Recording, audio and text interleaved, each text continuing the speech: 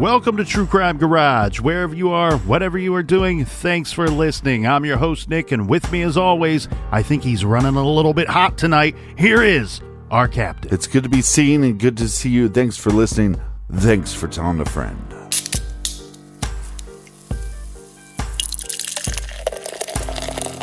Today we are drinking Bigtoberfest by the hardworking folks over at the Big Brewing Company, garage grade 3 and 3/4 bottle caps out of 5. Big stands for Beer is Good Brewing Company, and they are exactly right. And you know who else is exactly right? These great folks right here. First up, a big cheers to Cats in the Great White North. A big shout out to Clancy in Yates Center, Kansas. Next up, we have Melody in Bridgeport, Connecticut. And a big we like your jib to Holly in Tucson, Arizona. All right, Captain, here we go. We got Marcus from Arkansas. Big cheers to Marcus. And last but certainly not least, we have Gina in Mundelein. That cannot be right. Illinois, wherever you are, Gina, we thank you. We love you. Everyone that contributed to this week's beer fund, we thank you and love you. Yeah, BWRUN, Beer Run. Make sure you sign up on our mailing list so you know when we're having a garage sale. And for all of our old episodes, download the Stitcher app. They are free. And check out our bonus show called Off the Record on Stitcher Premium. And that is enough of the business. All right, thank you, Captain. Everybody gather around, grab a chair, grab a beer. Let's talk some true crime.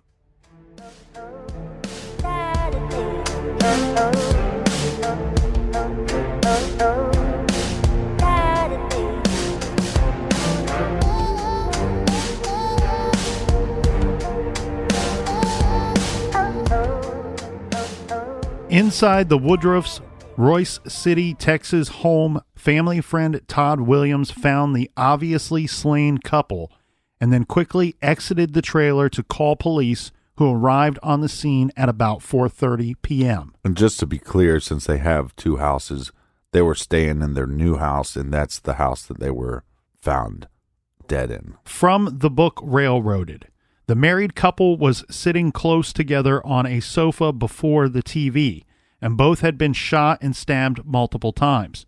Dennis was shot once in the face and had 9 stab wounds, some as deep as 5 inches, to his face, neck, and upper torso.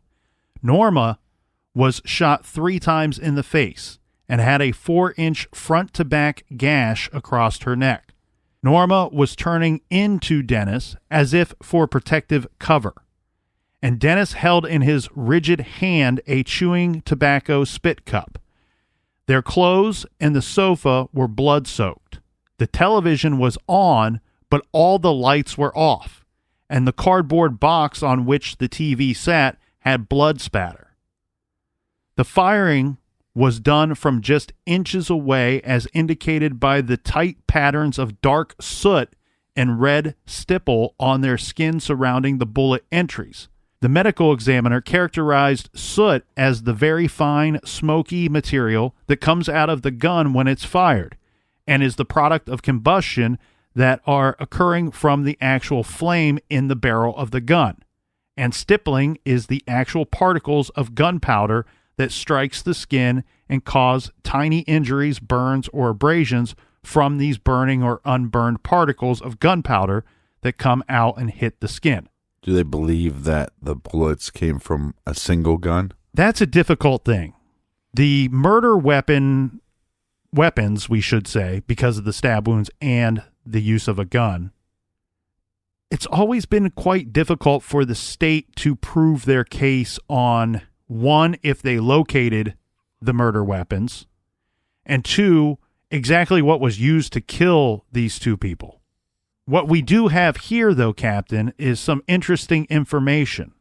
1, we have Todd Williams saying the whole place was secure. When I found the place, the doors were locked, the windows were locked.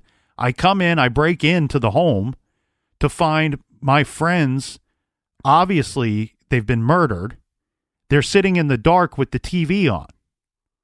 So whomever did this left the house and was able to lock the door behind them. Per the book Railroaded, it sounds like the most believable, most likely explanation for this is that the front door was not accessed by the killer upon leaving the home. It's believed that they went out the side door, which would be near the carport. Mm-hmm. And it was a setup as such. We've talked about this before on the show, where if you close the door behind you, it's going to lock. Yeah, but a lot of people in areas like this, you said they're roughly on 5 acres. A lot of people don't lock their doors. Correct. When they were found dead, all of the doors and windows were locked. And if it's a true statement that he was found holding a spit can for his chewing tobacco, you would almost assume that he was shot first and then stabbed afterwards. Because I feel like if somebody was being stabbed, especially in the face, that they might not be able to, they wouldn't hold on to their spit can. Yeah, and that's the thing here, Captain. I think we can determine a few things from the brief description that we've been able to provide about the crime scene and about the two deceased victims. One, there's no obvious sign of a break-in, no forced entry into the home. So was this somebody that the Woodruffs invited in? Was it somebody that they knew? Or we've suggested this a few times where you also have a situation where somebody could have forced their way in simply by one of them answer the door, I put a gun in your face, and now I just walk you in. There's no sign of forced entry for that. The other thing that's difficult here and very troubling is the close proximity in which the gun had to be to shoot Dennis and Norma.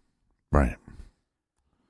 This person, whoever killed them, was able to put the gun right in Dennis's face, basically, and pull the trigger.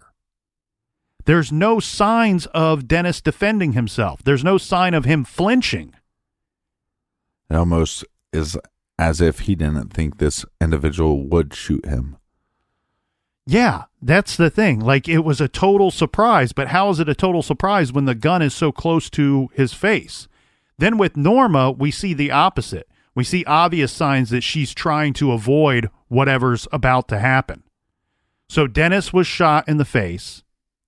Then we have Norma, who turns in toward her husband, puts her hands up to try to block or defend herself. Mm-hmm. And we know this because one of the bullets that, and pardon me, there's no way of not being graphic with this. Right. But one of the bullets, it injured her hand, her finger, and then, of course, ends up in her face. Well, see, this is also why I wonder, is it possible that this person got into the house and they were asleep, fell asleep watching TV, and then the individual wakes them up by shooting the father and then attacking the mother. But the stab wounds afterwards makes me believe that it would be more personable. Right. And not just, I'm here to kill you, so I shoot you and then I'd be on my way.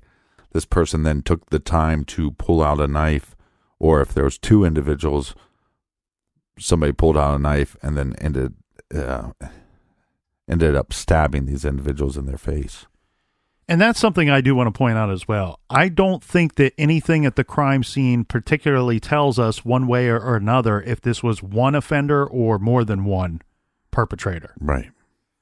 We do know that we have at least two weapons that were used in the commission of these homicides. So that actually points towards the possibility of more than one perpetrator.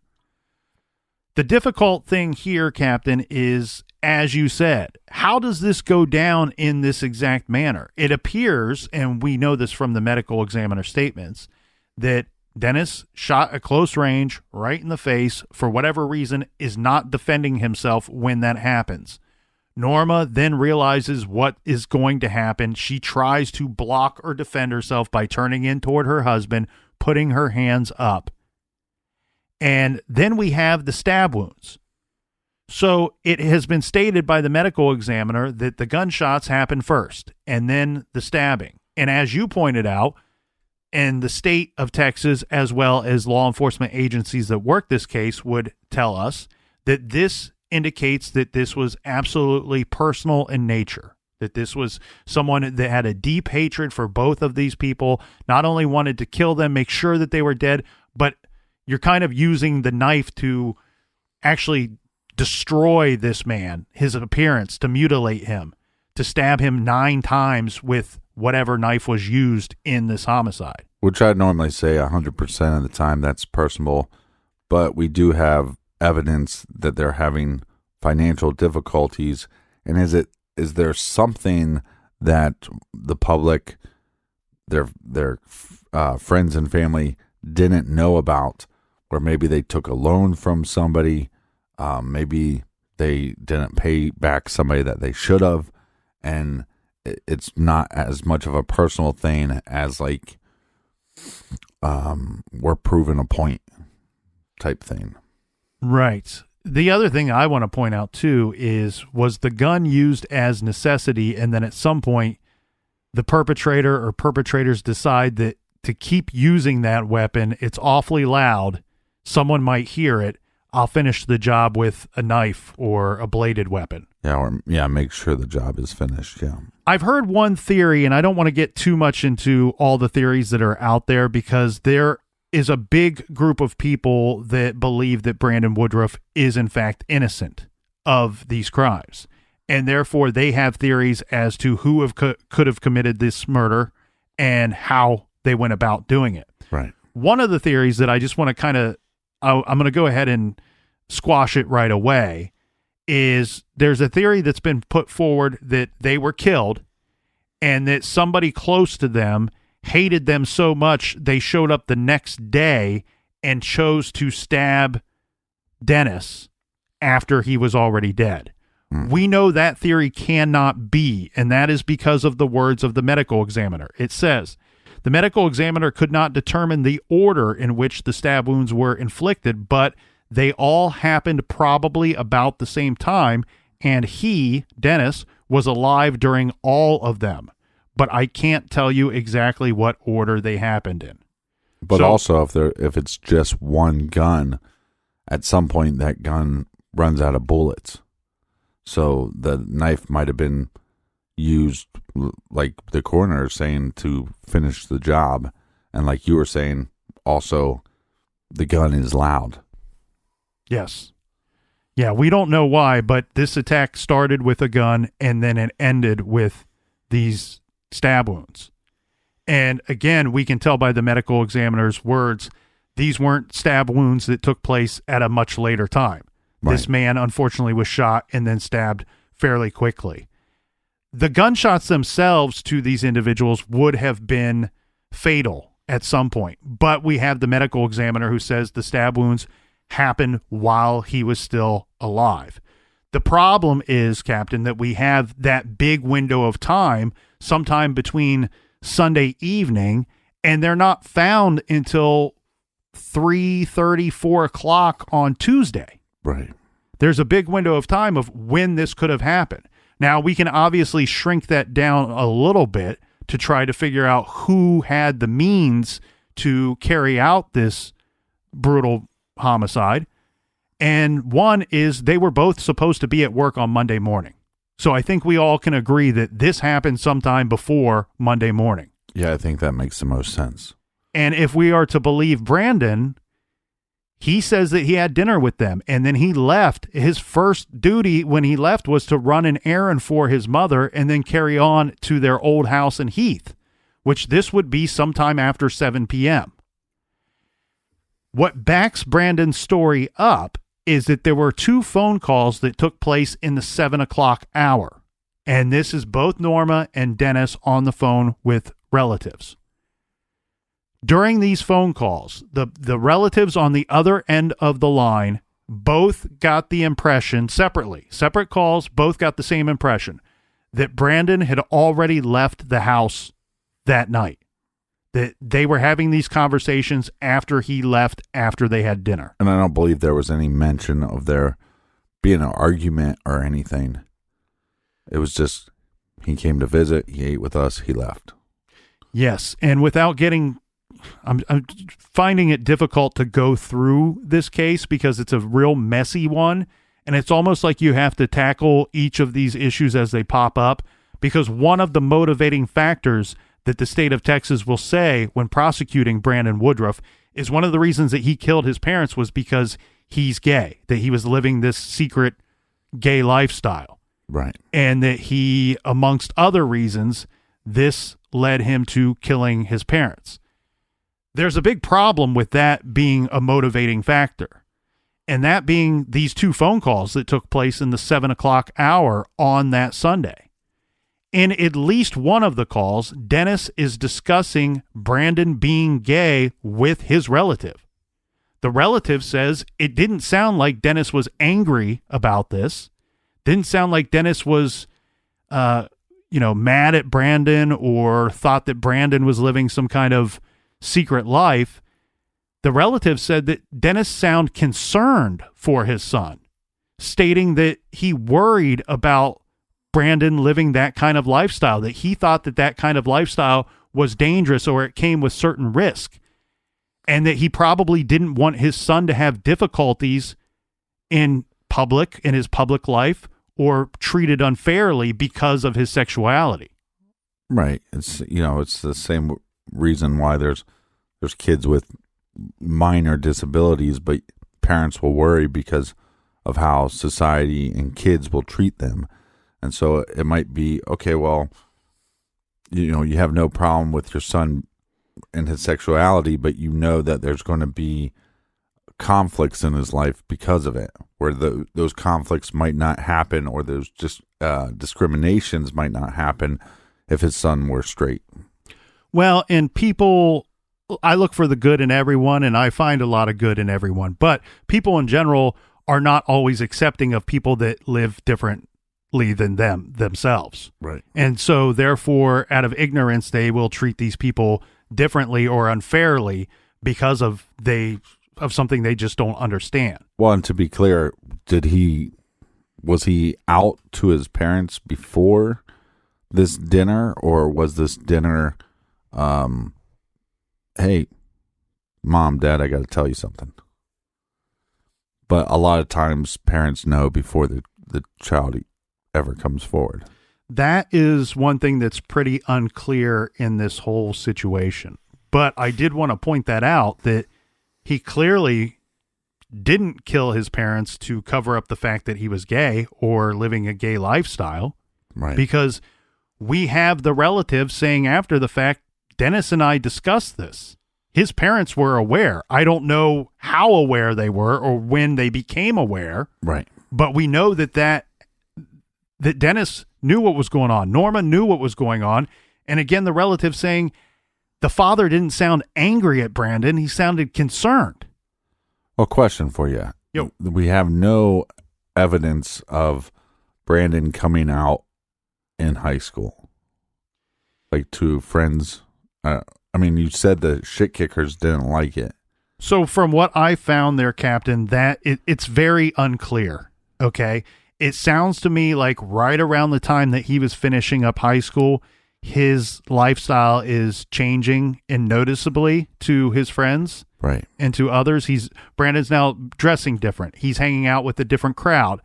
And I don't know if the shit kickers, his old batch of friends, if they were just suspicious or if they were made, if he told them outwardly. I have no idea which way that it went. It did sound like at some point, Mike Etherington and Brandon Woodruff, one-time good friends, their families know each other. Mm-hmm.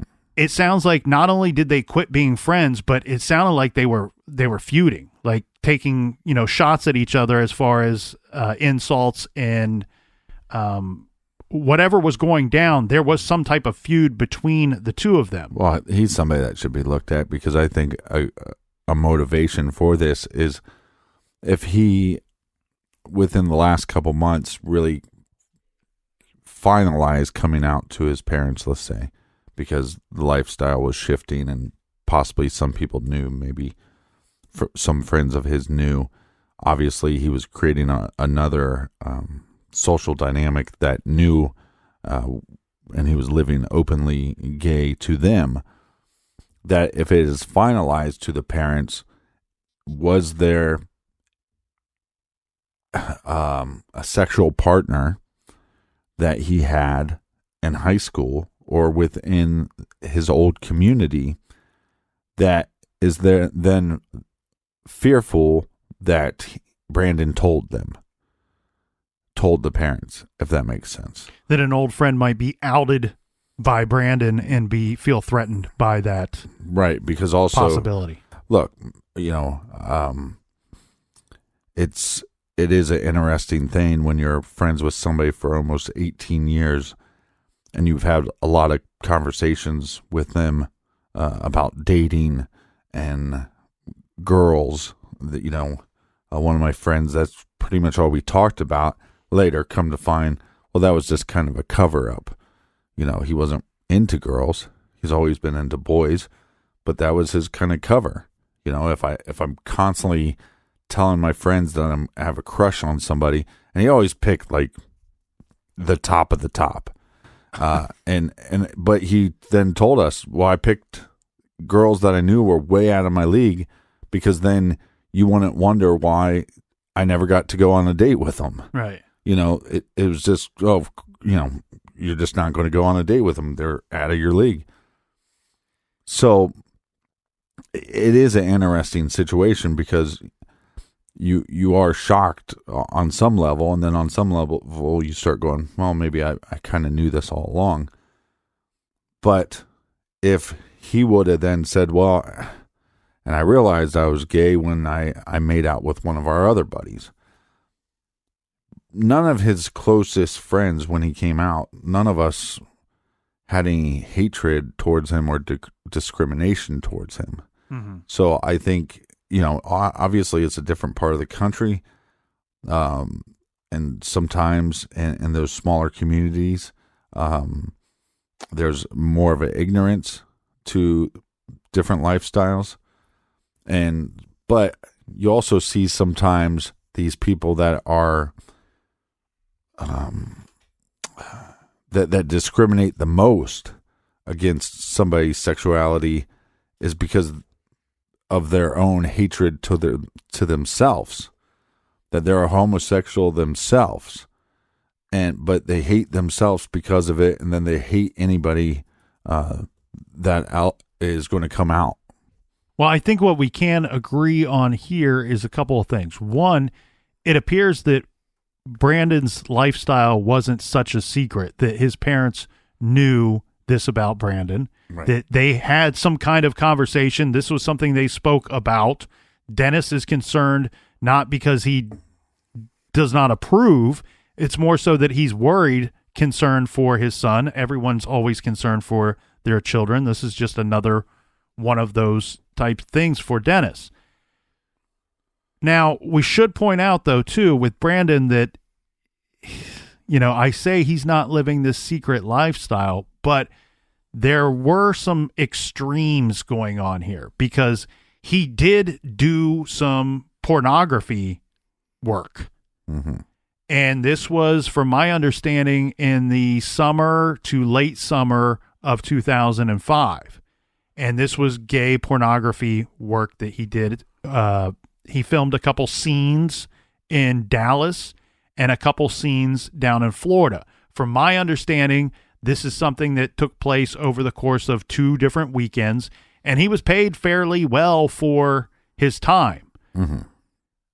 I'm guessing that this is not something that Dennis and Norma knew about. Right. And look, whether your kid is a homosexual or a heterosexual, most parents are going to find that activity to be extreme behavior. Correct. That's just, especially in Texas.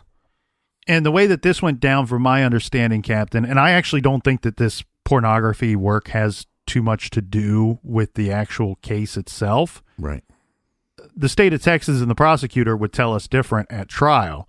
But from my understanding, the way that this went down was you get producers, just like you would with any type of, movies or entertainment or whatever, that they find these they're looking for attractive young men to be in these movies, and it's not hard to find them because they'll go to some of the bigger cities that have cool gay clubs to get into, right? And they hang out in the crowd, and you find a couple good-looking guys and offer them a position if they want one. But I think it's important to point out that the state of Texas and the prosecutor are going to tell us that his gay lifestyle is one of the key factors, one of the motivating factors for Brandon to kill his parents. And it doesn't seem that that's what was going on here.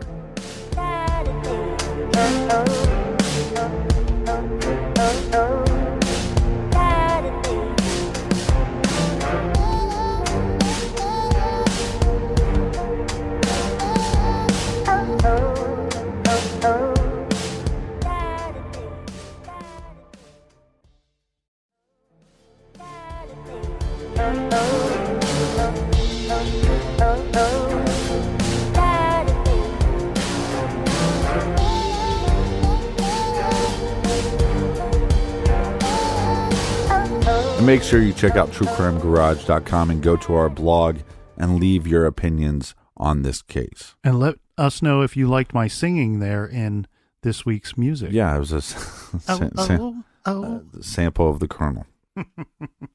Okay, Captain, let's talk about the crime scene a little more. And this is more for the thought as to police theories and things that they were seeing at the crime scene. It says here, and this is from some court documents that I found, that the police theorized that Norma may have been attempting to duck behind her husband. The crime scene investigation did not reveal any signs of forced entry, any signs of a struggle, or any signs the house had been ransacked.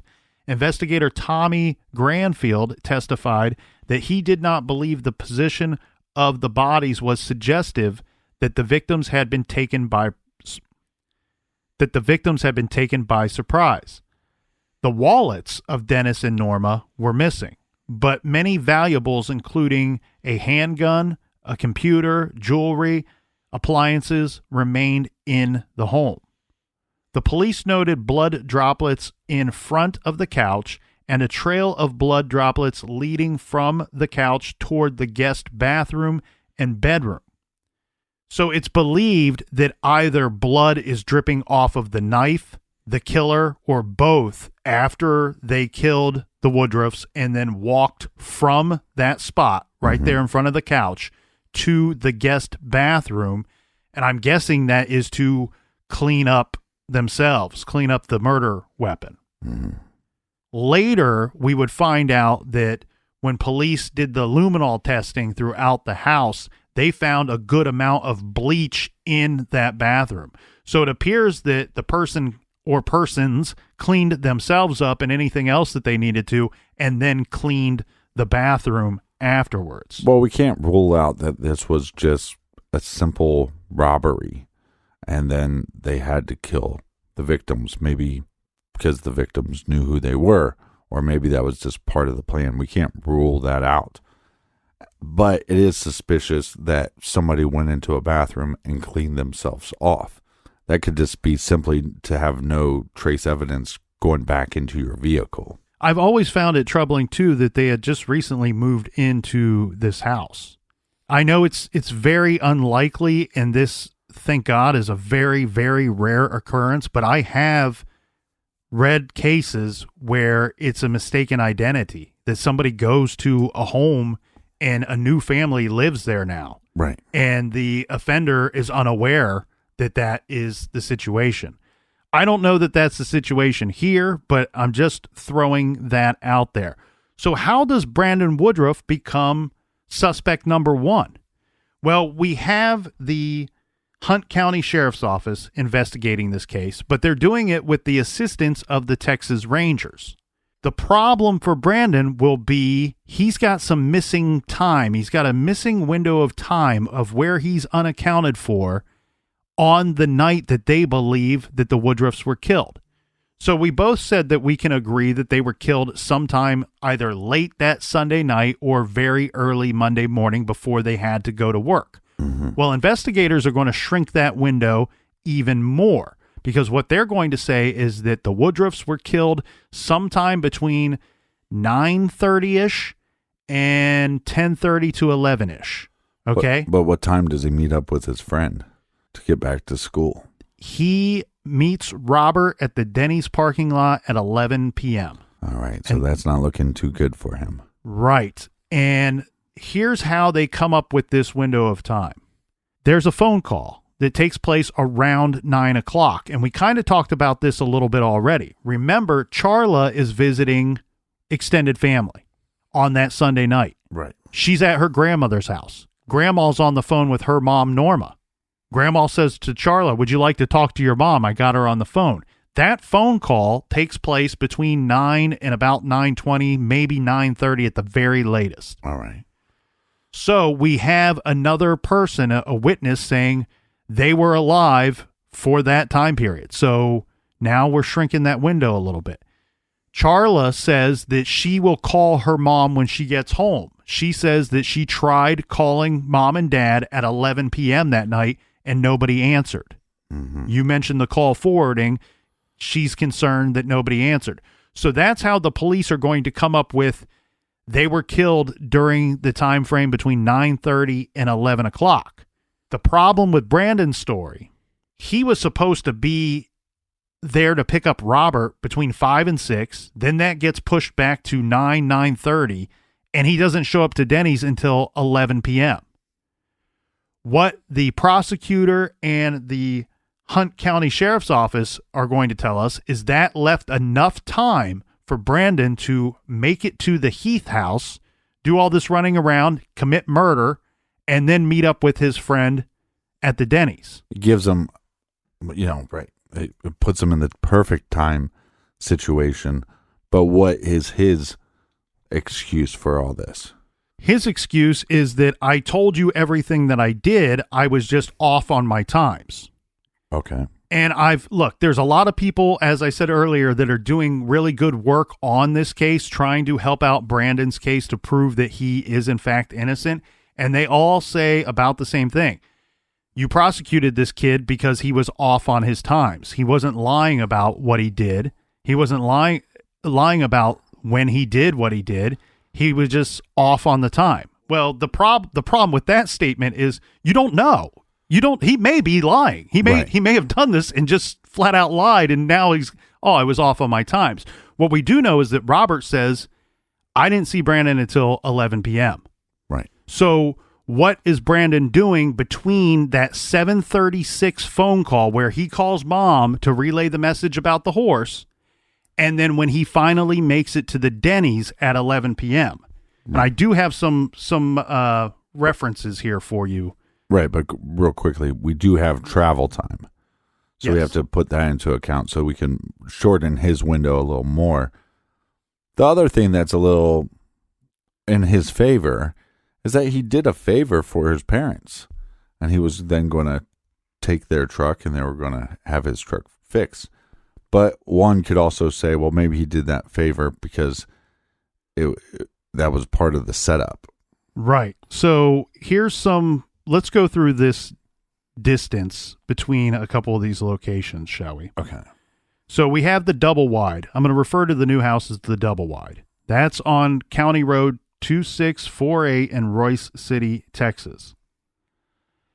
We know that Brandon took that trip to the stables for his mom, and a phone call took place at 7:36 p.m. The stables, from the double wide to the stables, is approximately a 16-minute drive. From the stables to the Heath house, remember he says, I'm going to the Heath house because I'm going to pick up the fancy truck. Right. I'm going to take care of the animals, and then I'm going to go get Robert, and we're going to either go out for the night or we're going to go back to campus. So the stables to the Heath house is 30 minutes. And it's been said by several people, Brandon including, that it would take roughly 30 minutes for him to take care of all the animals at the Heath house. Okay. From the Heath house to the Denny's, it's another 30-minute drive. So if he's already left the stables at 7:36 when that phone call is placed to his mother by Brandon, then we have An hour and a half should have gone by before he arrives at the Denny's, which would put him at the Denny's at a little after 9 p.m. But he doesn't show up until 11 p.m. So we are missing about an hour and 45 minutes roughly of what was he doing and when was he doing it. Right. Now, there are several phone calls that happen during that time frame. The thing that kind of sucks for Brandon is Brandon will say that these phone calls point out that he was doing what he says he was doing, and the phone calls would tell us he was nowhere near the murder scene at the time that law enforcement are telling us the Woodruffs were killed. At his trial, these phone calls that Brandon speaks of are not presented to the jury or at any point during the trial. Right. These phone calls, the phone records on Brandon's part have been lost, and that's simply due to time. His defense attorneys would tell us that that is on the fault of the prosecution and it's on the fault of law enforcement, that they failed to get his phone records. They got other people's phone records, but they didn't get his. Yeah. The difficult thing here, Captain, is there was some kind of transition going on between Singular and AT&T at the time. And I don't know if it was AT&T purchased Singular or what went down, but at this time in 2005 in this area, if you were an AT&T person or a Singular person, your calls would use both of their towers. But they only have records for who his actual carrier were. Does that make sense? Yeah. So they cannot really triangulate where they believe Brandon would have been during some of those phone calls. The problem for Brandon is we have one person that says, and this is Robert, who says, I didn't see him till 11 p.m. Robert also says, Brandon told me to tell everybody else that I saw him at 9:30, that he picked me up at Denny's at 9:30, not 11. That's weird. And Robert also says that during this missing period of time where we don't know where Brandon was, Brandon called me to make further arrangements. Remember, could you meet me at the Denny's? It'd save us some time. Right. Robert says that Brandon was breathing heavy during this phone call, and the prosecution's going to point out, well, that's because he was exhausted from having physically murdered two people. Vince, but it's definitely suspicious when somebody shows up and says, hey, by the way, tell people that I was here an hour and a half earlier. Yeah, and I don't have any reason to not believe this Robert person. Right? What does he have to gain from any of this? He doesn't even seem to know Brandon real well. There's not a close relationship. He doesn't know Brandon's family. He's not a suspect. So I don't know why Robert would make this up. Mm-hmm. Or other people have suggested maybe he's unclear about the times. I think he's pretty clear about the times. He's annoyed. He's been waiting several hours after the original agreed upon time to get picked up. Then we have another weird story that comes out. And this is from Brandon's friends, the ones that he went to the club with that night. Remember, he picked up Robert. Robert agreed to go to the club. When they are driving back, some of the guys in the back seat of the truck are horsing around and they're going through some of the belongings in the truck. Brandon has a bag with him, like an overnight bag or a book bag.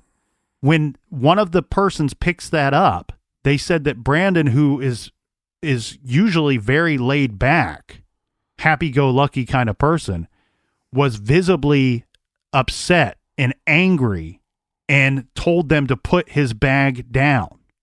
The prosecution tells us that there was something in that bag that Brandon did not want everybody else to see.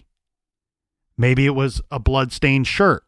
Maybe it was one of the murder weapons or both of them. Right. But that he freaked out on these individuals because he couldn't risk anybody opening up that bag and questioning what was inside of it. To back that story up, not only do we have more than one person who says that took place, we have a text message the next day from Brandon to his friend that says, I'm sorry I freaked out last night in the truck. They're saying that's referring to this whole thing with the bag. But then there's some weird things, Captain, that look like Brandon could be innocent. The first, which I think is the most bizarre thing in a lot of this case, is there's a phone call. We talk so much about these phone calls. There was a phone call that was placed to the Hunt County Sheriff's Office the morning after the bodies were discovered. And somebody had used the old *67 to block. Yes. They wanted to make an anonymous call, so anonymous that they didn't want you to know the phone number. Several of these calls were made on that morning, and it was a woman who is asking if they have any suspects in the murders of the Woodruffs. Why is that weird and suspicious?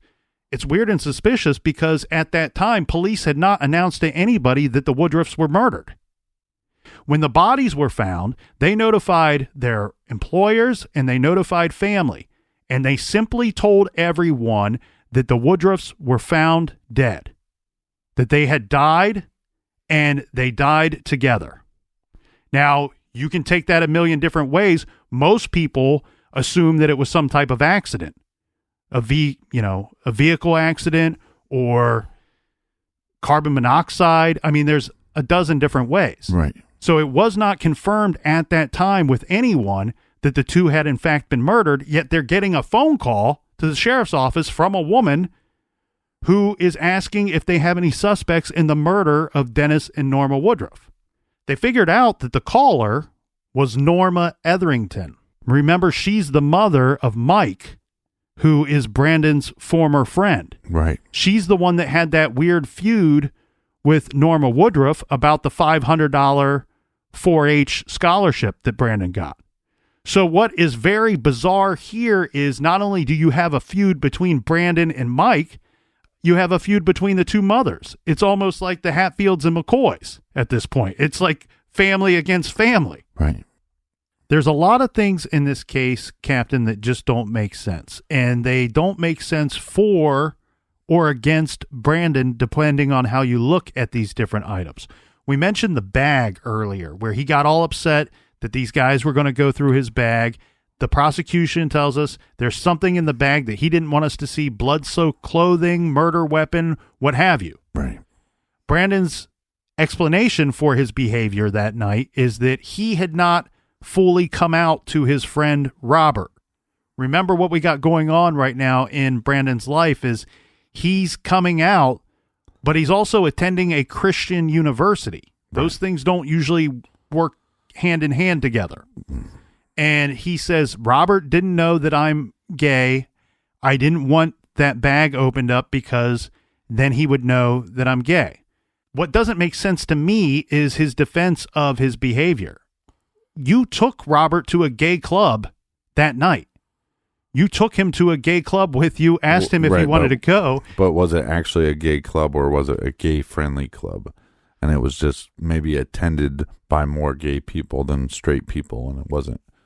I think that's very fair that you say that, because I don't know for certain which it is. I know what club that they went to that night, and I've heard it described as both by different people. So, yeah, that's a very fair statement. But I do find it a little questionable, his explanation for knowing that they just went to either a gay club or a gay-friendly club and hung out there most of the night. It could have been gay porn. It could have been sex toys. It could have been something that's also just embarrassing for people to be messing around with. That's true. That's true as well. Now, we have yet to discuss the murder weapons. And we were talking about why the prosecution and the law enforcement agencies believe that Brandon should be the number one suspect. Well, that's because of his quote-unquote access to the believed murder weapons. Now, Brandon got locked up a couple weeks after his parents were killed, and he was arrested for the charge of double homicide. Once he was locked up, his bail was set so high that he would not be able to make bail to get out leading up to his trial. Remember, we've talked about this plenty of times, and look, there's not always something wrong with it, but sometimes there is. You have the right to a speedy trial in the United States. You just might not get one. Brandon's trial was about 2.5 years after his parents were killed. That's ridiculous. Now, that could, again, not always something wrong with that. Sometimes that's at the request of the defense. I don't know what the case is here, but it looks to me like the prosecution wasn't so confident about their ability to convict Brandon, meaning they didn't think that they had that strong of a case. Then you let him out, while you try to build that case. And here's why I think it points to the prosecution believing that they don't have a very strong case against this guy. One, they are going to present a bladed weapon, a dagger is what it's often referred to as, in court and say this was one of the murder weapons. And we found this at remember the Woodruffs called it their barn at the Heath property? We found it there in the barn. Mm-hmm. And Brandon must have tried to conceal it and hide it there. They searched that barn a couple of times, didn't find it. But then 2.5 years later, right before the trial, they find the dagger in the barn. That's poppycock. It has been described, and this is one thing that is very troublesome to me. I've heard experts say it cannot physically be the blade that was used in the attack, that it was probably a kitchen knife or something similar to a kitchen knife that was used in the attack. This is like an ornate, decorative dagger. That's why they keep calling it a dagger. Mm-hmm. Some have even called it a sword because the blade was so large. Remember, we mentioned that the cuts, the stab wounds, the deepest one on either victim was 5 inches, roughly 5 inches. This thing is described as having a blade that's about 12 inches long. Wow. Now, there's been other experts that say, yes, this instrument could, in fact, have made these wounds. So, expert opinion, different experts saying different things in regards to this murder weapon. It all depends on who's paying them. The problem for Brandon, though, is, and this is fact, this is not opinion, they did find a small drop of blood on the dagger, on like underneath one of the decorative skulls that's on the dagger, right, on the handle. And it's described as it would be in a place that if one were trying to clean blood off of a murder weapon, that they might not look, that this they forgot to clean this one little spot. Is there bleach residue on the knife? If there is, it wasn't discussed at trial either way, that there wasn't or that there was. It's not mentioned. What is mentioned that's pretty damning here is that drop of blood is confirmed to be Dennis Woodruff's blood. Now, of course, there are ways that his blood could get on that knife and that knife not having been used to murder him, but it's very suspicious, very sketchy stuff. Now, there are some people that have even suggested that the police planted that knife in that location. I don't believe that. I don't have any reason to believe that. They seem to be open about, hey, yeah, we probably should have found it earlier. We just didn't go through every particular thing the first time we searched that area. The other problem for Brandon is that they will point out that he had access to the gun that they believed was used in the homicide. Remember, we mentioned on that Saturday, the day before it's believed that his parents were killed, he spent the majority of the day helping out his old girlfriend, his friend Morgan Lee. He was at her house on and off for most of Saturday. At some point in the investigation, after the Woodruffs are killed, the Lees tell law enforcement, hey, a gun is missing from our house. We had a decorative gun on display. It was on a shelf, like I'm guessing in like a glass case for display purposes. Right. On a shelf in either a hallway or a spare bedroom. But it's regularly agreed upon that anybody that had access to their home had access to this gun. It wasn't stored in a way that if you were in their house, you could just take it. And it was loaded? They had ammunition. Yes, it was loaded, and there was ammunition on display with this gun. That seems like a great idea. The prosecution would tell us that they believe that Brandon stole this gun on Saturday and then used it on Sunday to murder his parents. The Lees tell law enforcement this gun is missing. We didn't notice it missing until the Woodruffs were killed, till sometime after they were killed. But when was the last time you handled that gun? Oh, about a year ago. Right. So it could have, and in fact, been gone before the Woodruffs were killed. It could have been gone before Brandon had access to it on that Saturday. Right. That gun has never been found.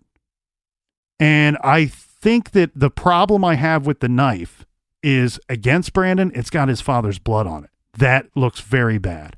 But what the prosecution would tell us later is that the gun was probably thrown in a lake somewhere, because they present at trial this guy that was in a cell that says, hey, at some point Brandon asked me if a gun with a wooden handle, if it would float to the top, or how long would it stay submerged in water?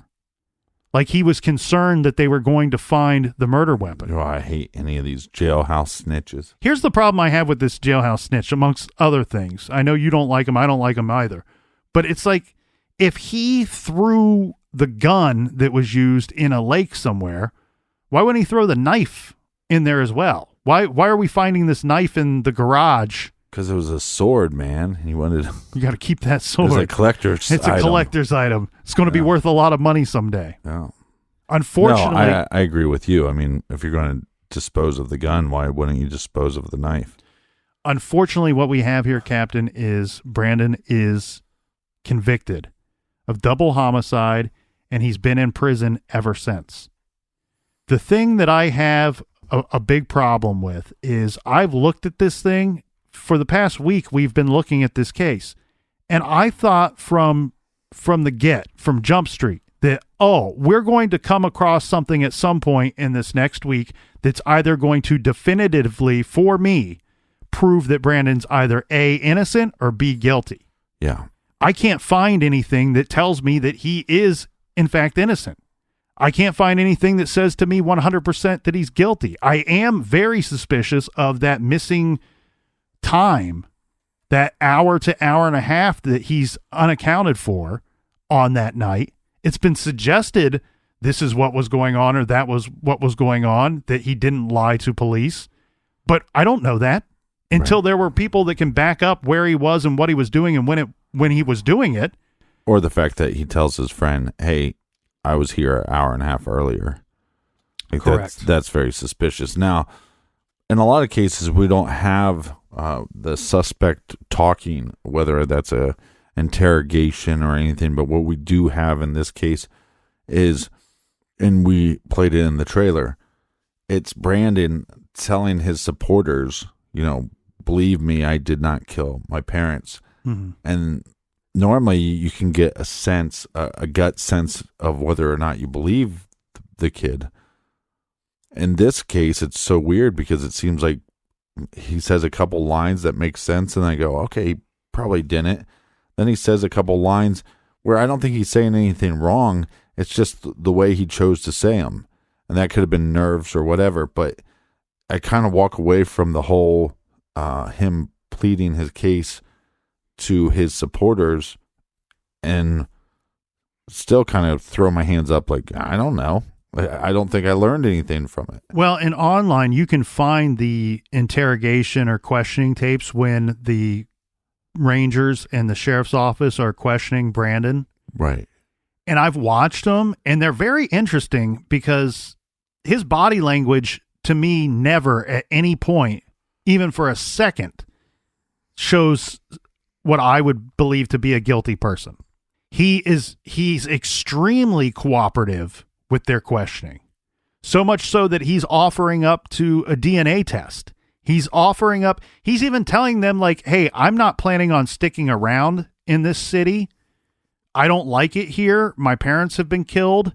Right. I'm probably not going back to college. I was failing anyway, and I don't really want to go back there. I'll probably go here, and I can't remember where he says. He tells them where he's planning on going.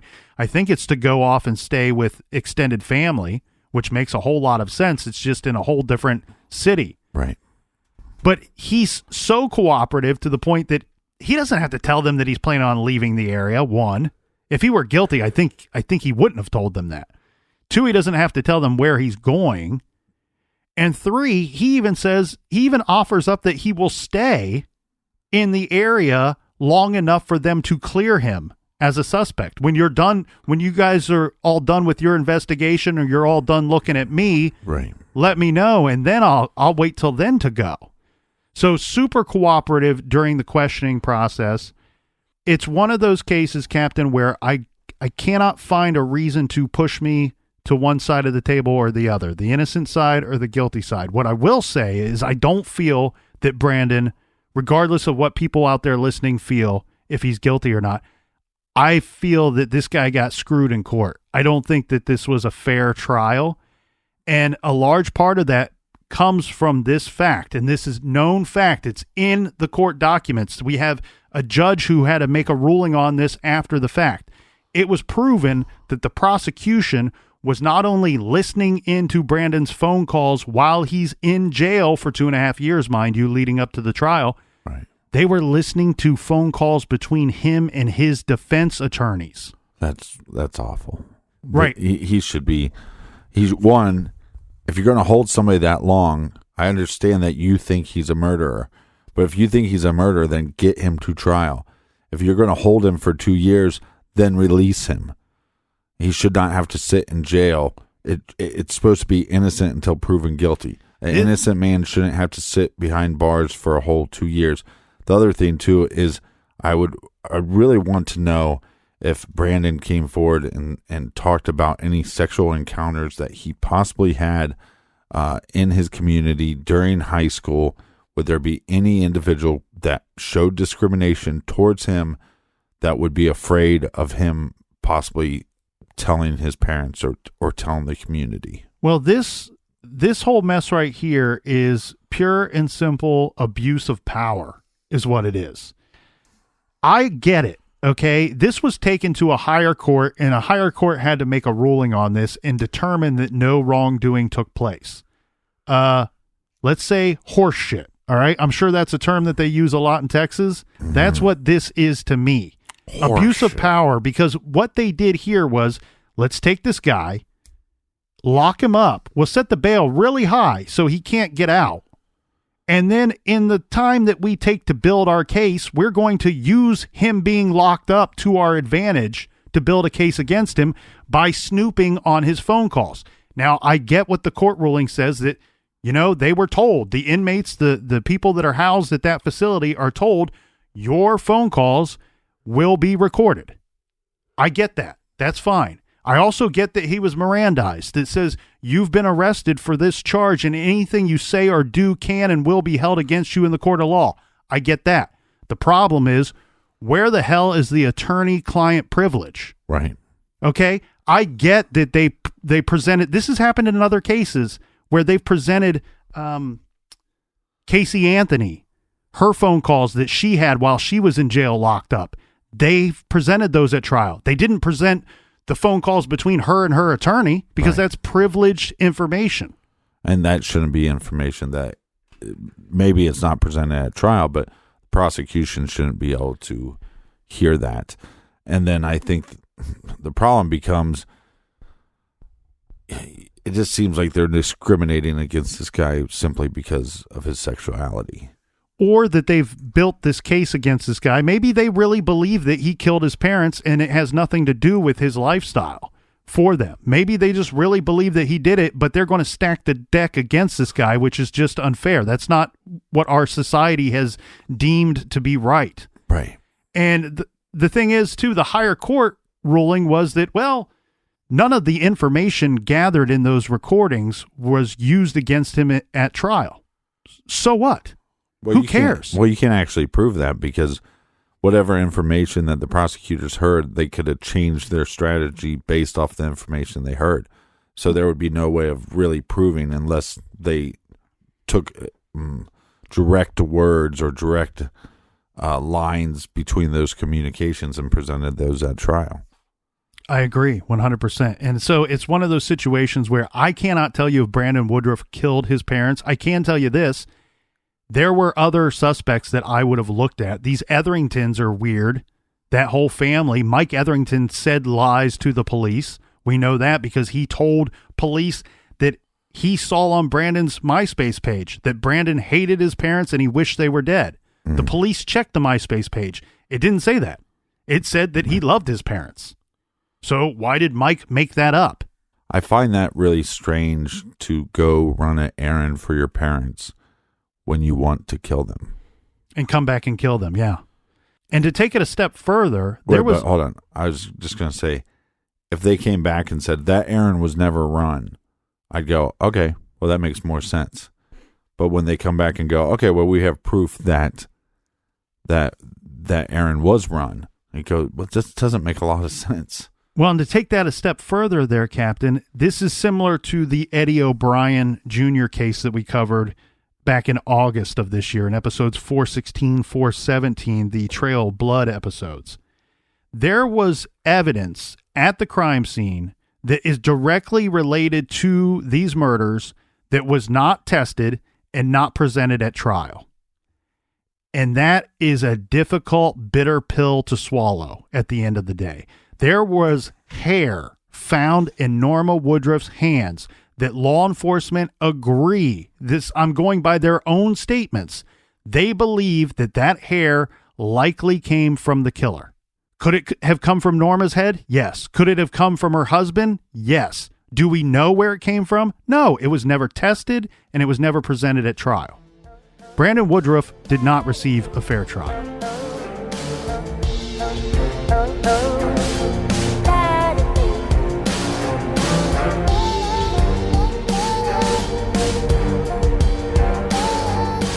All right, thanks for joining us here in the garage. We want to hear from you. We want to know what your thoughts are on this case. Check us out at truecrimegarage.com and go to our blog and leave us a comment. Colonel, do we have any recommended reading for this week? This week we are recommending Railroaded, the homophobic prosecution of Brandon Woodruff for his parents' murder by Philip Crawford Jr., available in both paperback and Kindle forms. Among those who have read Crawford's book is Catherine Ferguson. She is one of Woodruff's defense lawyers, and I found an online review that she wrote for the book, which says, quote, Mr. Crawford has done an excellent job of setting forth facts, not speculation or prejudice, that show Brandon Woodruff is innocent. Check out Railroaded. That great title and many others are listed on our recommended page at truecrimegarage.com. And until next week, be good, be kind, and don't litter.